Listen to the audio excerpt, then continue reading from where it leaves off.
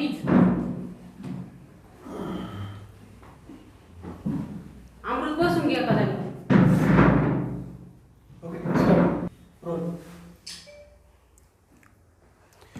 माझं नाव अमित महादेव घाटे. मूळ गाव माझं पटारवाडी, भिवरी, तालुका पुरंदर, जिल्हा पुणे. मी 2002ला शाळा सोडली आणि त्याच्यानंतर मग आमचं घरचे दुकानं होती.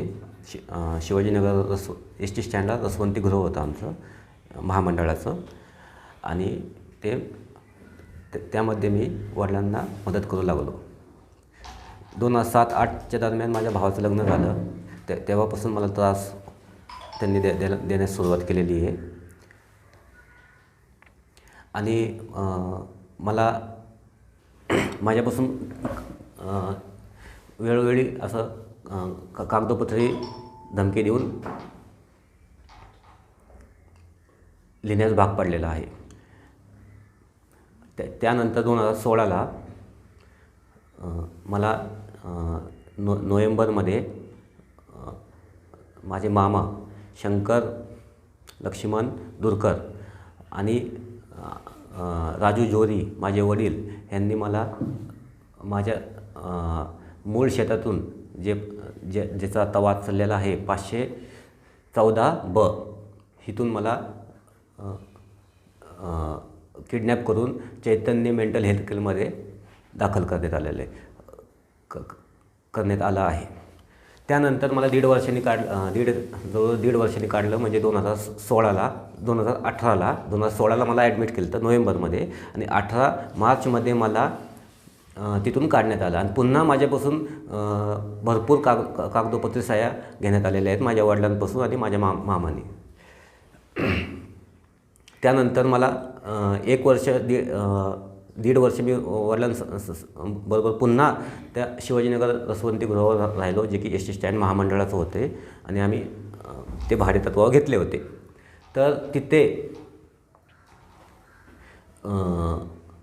पुन्हा वडिलांचा स्वभाव रागीट होता, संशयी होता. त्यामुळे ते मला, आईला आणि भावांनासुद्धा त्रास देत होते. पण मी जवळ असल्यामुळं मला जास्त त्रास देत होते, कारण मी त्यांच्या हाताखाली होतो. तरी मी वडिलांना खूप जीव लावायचो, त्यांची सेवा करायचो. पण मला पुन्हा माझ्यावर संशय घ्यायचे की ते मला म्हणायचे की तू गल्ल्यातून पैसे चोरले, कामगारांना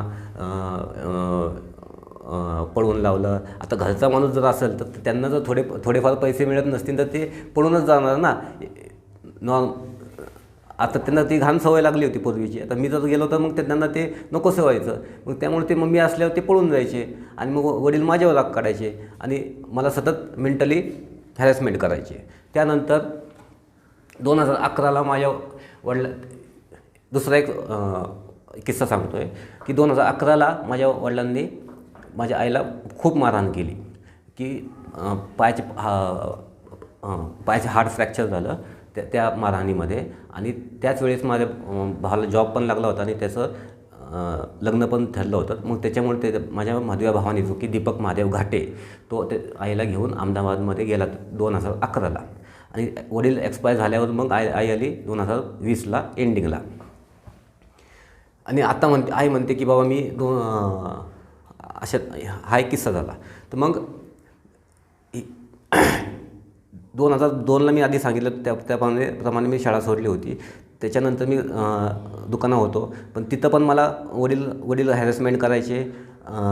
आई पण मला वडिलांची बाजू घ्यायची. भाऊ काय बोलत नव्हता. वडिलांची सामाजिक, आर्थिक आणि मसल पॉवर ही पुरंदर तालुक्यामध्ये चांगली असल्यामुळं त्यांच्या विरोधात कोण जात नव्हतं. आणि मी दुकानात माझ्या वडिलांसंग असल्यामुळे ते वडील मला पुन्हा हॅरॅसमेंट करायला लागले. शेवटी वैतागून मी 2008पासून मी बाहेर राहू लागलो. पुन्हा जर 1 महिना जर आलो तर पुन्हा वडील मला हॅरॅसमेंट करायचे. पुन्हा मी मुद्दामून माझ्या पोटपाणी बाहेर भरत होतो. त्यानंतर गंगाराम जगदाळ्यांना मी असंच मला थोडी आर्थिक पैशाची आर्थिक गरज होती. आणि मला घरापासून काही मदत मिळत नव्हती. आता वडील एक्सपायर झाल्यापासून ह्यांच्यापाशी भरपूर इन्कम आलेली आहे. जे व्यवहार ठरले नाहीत त्यांनी हे पैसे ह्यांनीच आई आणि भावानी म्हणजे जो संदीप महादेव घाटे, दीपक महादेव घाटे आणि आई रजनी जना उर्फ रजनी महादेव घाटे ह्यांनी मला काही आत्तापर्यंत वडील वारल्यापासून मला एकदा दोनदा सुद्धा फोन केलेला नाही आहे त्यांनी. किंवा ते मला बरं ठीक आहे मी मनोरुग्ण आहे तर मग मला हे फोन का नाही करत, मला विचारत का नाही. अख्ख्या जवळजवळ मेन माणसांपाशी माझा फोन नंबर आहे. मग ह्यांना कसं काय माहिती नाही. मला एक सांगा, तुमच्या आईने पोलीस स्टेशनला जी तक्रार दिली त्याच्यामध्ये म्हटलं होतं मनोरुग्ण आहे. मग तुम्ही जर मनोरुग्ण आहात तर तुमच्याकडे ड्रायव्हिंग लायसन कसं काय? माझं 2006 पासूनचं ड्रायव्हिंग लायसन आहे. ट्रान्सपोर्ट लायसन हे 2000 हे पहा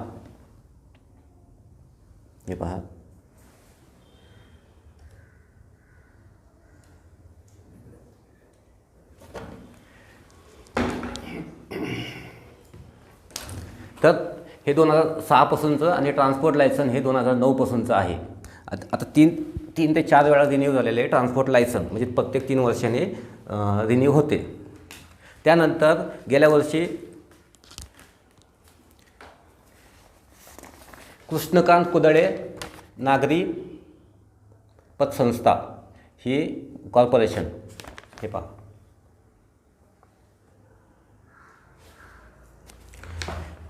ह्या बँकेचं माझ्यावर कर्ज होतं आणि संदीप महादेव घाटे जो की हा जामीनदार माझा भाऊ होता. ही जी 514 जी जमीन आहे त्याच्यावर मी काही कर्ज काही कारणाने फेडू शकलो नाही. जसं तुम्हाला सांगितलं की मला 2016ला माझ्या वडिलांनी मला तिथे टाकले होते. त्याच्यानंतर मी फेडू शकलो नाही. वडिलांना पण म्हणलं होतं हे मला पैसे भरायचे आहेत, पण वडिलांनी मला पैसे दिले नाही. वडील आता एक्सपायर झालेले आहेत, ती गोष्ट वेगळी झाली. पण मला एक विचारायचं होतं तुम्हाला, तुम्ही आता मग अशी म्हटले की तुम्हाला चैतन्य जे मनोरुग्णालय आहे त्या ठिकाणी दाखल करण्यात आलं. किती साली दाखल करण्यात आले? 2016 नोव्हेंबर. 2016 नोव्हेंबर. आणि तुमचं हे जे ड्रायव्हिंग लायसन आहे हे कधी रिन्यू झालंय? म्हणजे ड्रायव्हिंग लायसन दर 3 वर्षांनी रिन्यू होतं ना, आता शेवटी कधी रिन्यू झालेलं आहे? हे गेल्या वर्षी रिन्यू झालेलं आहे. त्याच्या आधी पण झालेलं आहे. त्याच्या आधी पण झालं. हां. म्हणजे ज्यावेळी तुम्ही त्या हॉस्पिटलमध्ये दाखल होता त्यावेळी तुमच्याकडे ड्रायव्हिंग लायसन होतं? होतं. तुमच्या आईने जी सासवड पोलीस ठाण्यामध्ये जी तक्रार दाखल केलेली त्यांचं असं म्हणणं आहे की त्या तुमच्या संज्ञान पालक आहेत, तुम्ही मनोविकलांग आहात म्हणून त्यांच्या नावावरती ते आता जो तुम्ही गट नंबर सांगितला त्या गट नंबरवरची जी जमीन आहे त्या जमिनीचं सर्व मालकी हक्क संज्ञान पालक म्हणून तुमच्या आई ज्या आहेत त्यांच्याकडे आहेत. आणि संबंधित जे आहेत, आता तुम्ही फिर्यादमध्ये जे नाव आहे संदीप जगदाळे म्हणजे गंगाराम जगदाळे यांनी त्यांना विश्वासात न घेता तुमच्या परस्पर आणि त्यांच्या परस्पर ही जमीन खरेदी केली. या बाबतीत तुमचं काय मत आहे? 2011 पासून त्या अहमदाबादला गेल्या त्या भावासंग राहायला. ते मला विचारून गेल्या त्या तर कसं काय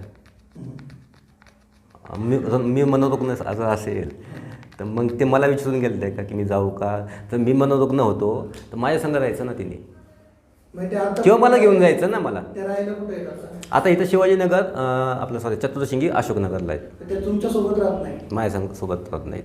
बरं. मी त्या तुमच्या संज्ञान पालक आहे म्हणतात तरी ते तुमच्यासोबत राहत नाहीत. तुम्ही किती साली जमीन विकलेली आहे? मी गेल्या वर्षी विकलेली आहे 2 एकर. इथं 6.5 एकर म्हणजे 2 हेक्टर 73 गुंठेचा तो प्लॉट आहे. त्याच्यामध्ये 80 गुंठे म्हणजे 2 एकर विकलेली आहे. पण त्याच्यामध्ये हेक्टर मी आता म्हणतो हेक्टर म्हणजे 273 गुंठे आणि त्यामधली 80 गुंठे विकलेली आहे मी.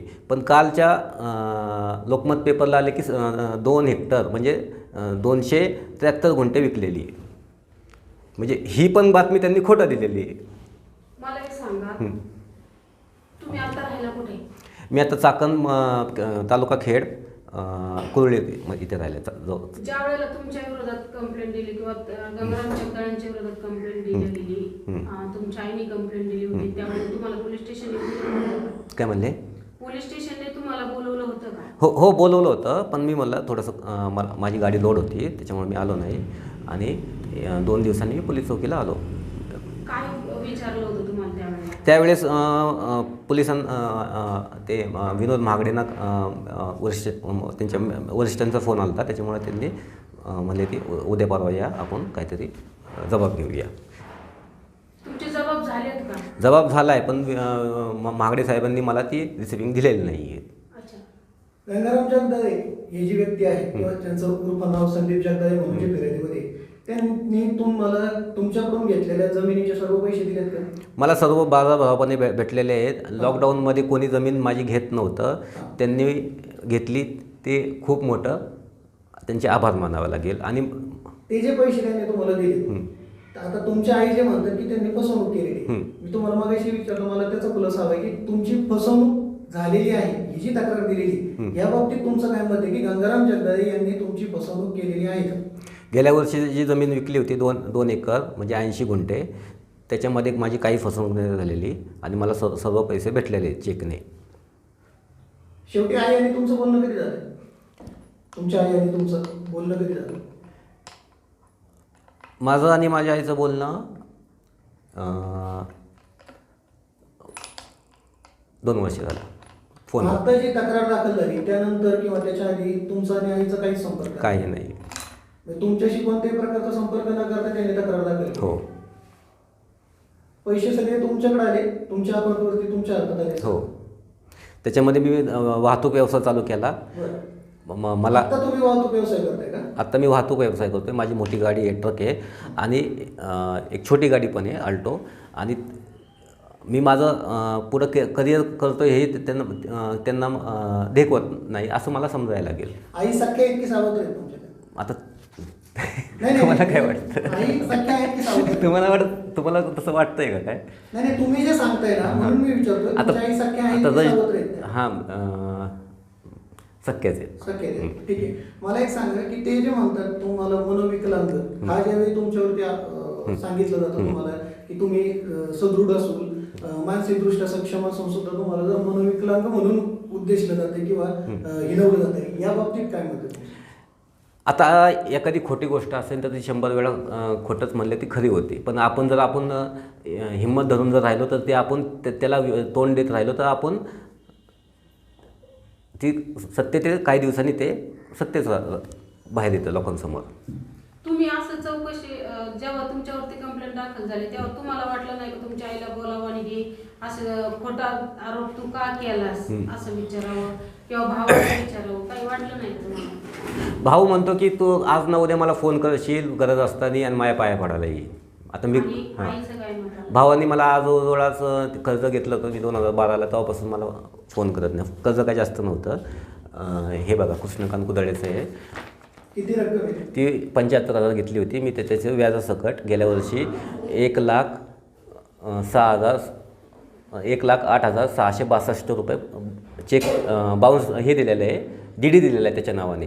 ते पण हे जे कृष्णकांत कुदळे नागरी सहकारी संस्था आहे ती त्यांच्या कर्मचाऱ्यापाशी दिलेला आहे. आणि हा माझ्या भावाने माझ्या जमिनीवर म्हणजे जी आत्ता जी केस चाललेली आहे 514, हे पहा,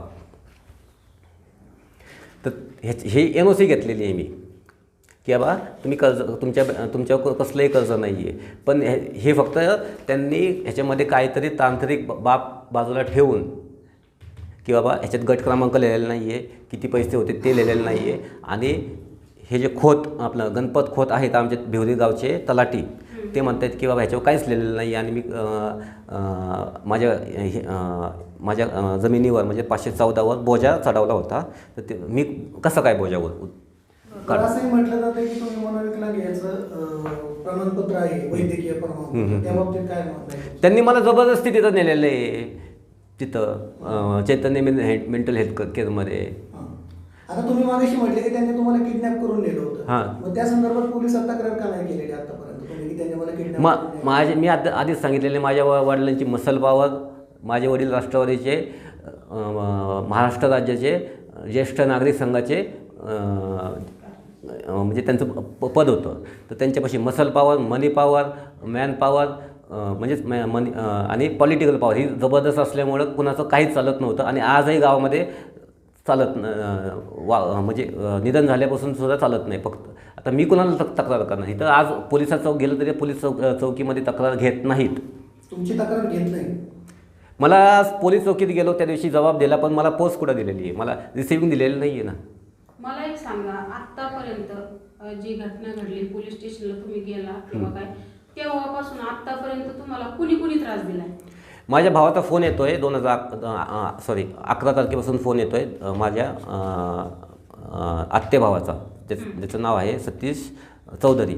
तो म्हणतो आहे की बाबा संदीप महादेव घाटे म्हणजे माझा भाऊ, त्याला दादा म्हणतात सर्वजण गावात, तो फार चिडलेला आहे आणि तू काय 2-3 महिने येऊ नको सासवडला आणि गावाला, नाहीतर तुला तो पुन्हा मेंटल हॉस्पिटलमध्ये टाकेल. अजून बाकी कोणी कोणी त्रास दिला तुम्हाला? तसं तो त्रास देत नाही आहे, तो फक्त एक गोड धमकी देतो आहे मला की बाबा तुझा भाऊ त्रास द्या.